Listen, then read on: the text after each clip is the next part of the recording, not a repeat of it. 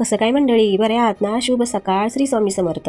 तर इथं बघा आज रविवार असल्यामुळे नवीन काय असं मी नाश्त्याला आज बनवणारच नव्हती. दरवेळी काही ना काही तर असतंच. तर इथं रात्रीचा शिळा भात लय राहिलेला होता म्हणून मी तोच घेतला एकत्र करून. त्यात टाकली हळद टाकली, लाल मसाला टाकला, कढईत तेल गरम करायला टाकलं, जिरं मोहरी तडतडून घेतली, त्यात वतला की भात मिक्स केलेला बघा कसा एकदम झणझणीत असा. म्हटलं फ्राय भात करून खायला घ्यावा. आणि इथं मी फ्राय भात करतच होती तोपर्यंत आपलं वादळ बघा किचनमध्ये घुसलं होतं आणि त्याचं काय चाललं होतं ते बघा. तेवढं कांदा नाही राखणार, बटाटा नाही राखणार, काही ठेवणार नाही बघा. आणि इथं त्याचं कारनामं चालू होतं. तेवढ्यात पडलं की बातकीनं घाम्याला खाली. नशीब त्याच्या पायावर पडलं नाही, नाहीतर सगळी रडारड चालू झाली होती. आणि इथं माझा आता फ्राय भात रेडी होता, दिला आपला पोरींना खायला. मिस्टरांना पण म्हटलं आता खावा, हाच भरपूरच होता म्हणून सगळ्यांनी तोच खाल्ला. आणि आता गुरुला काही शिळा भात द्यायला जमणार नाही म्हणून त्याच्यासाठी म्हटलं बनवावी आता खिचडी.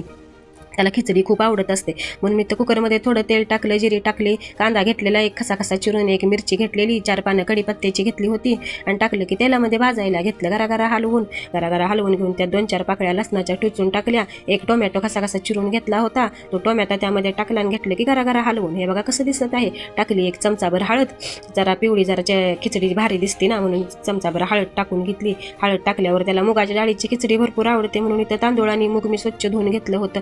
बासमती तांदूळ किंवा इंद्रायणी तांदूळच घेते मी त्याच्यासाठी म्हणून तर मी इंद्रायणी तांदूळ आणि मुगाची डाळ धुवून घेऊन टाकलं होतं बघा कसं दिसत आहे. आणि त्यामध्ये ओतलं की 1 ग्लास बरं पाणी, चांगलं पात्याला खंगळून पाणी ओतून टाकलं त्यामध्ये आणि चमचाभर मीठ टाकून चांगलं ढवळून घेतलं बघा.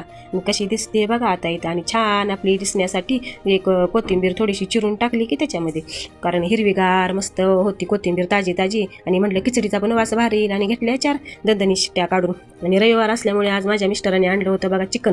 इथं ठेवलं पात्याला गरम करायला, चिकन घेतलं स्वच्छ धुवून, त्यामध्ये हळद मीठ टाकून पात्याला टाकलं की फोडणीला चांगलं वाफवून घ्यावं म्हटलं. वाफवून घेतलं बघा इथं चांगलं.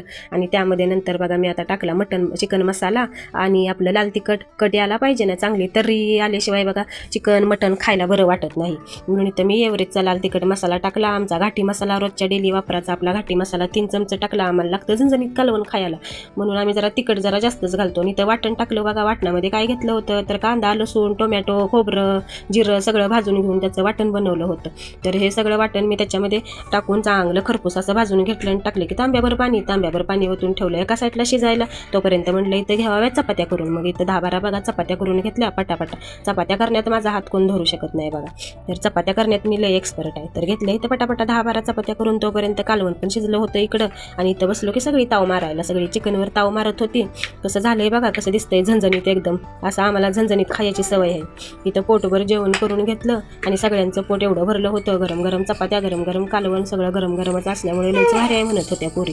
मोठं ताटत खाल्लं की सगळ्यांनी पोट भरलं. मग गेलो जरा बाहेर आणि बाहेर गेलं आणि येता इथं बघा पंचायत अमृत तुल्य होतं. तिथं बसलो की चहा प्याला, बसलो की इथं चहावर ताव मारायला. दुकानाचं पण नाव लय भारी होतं, पंचायत अमृत तुल्य.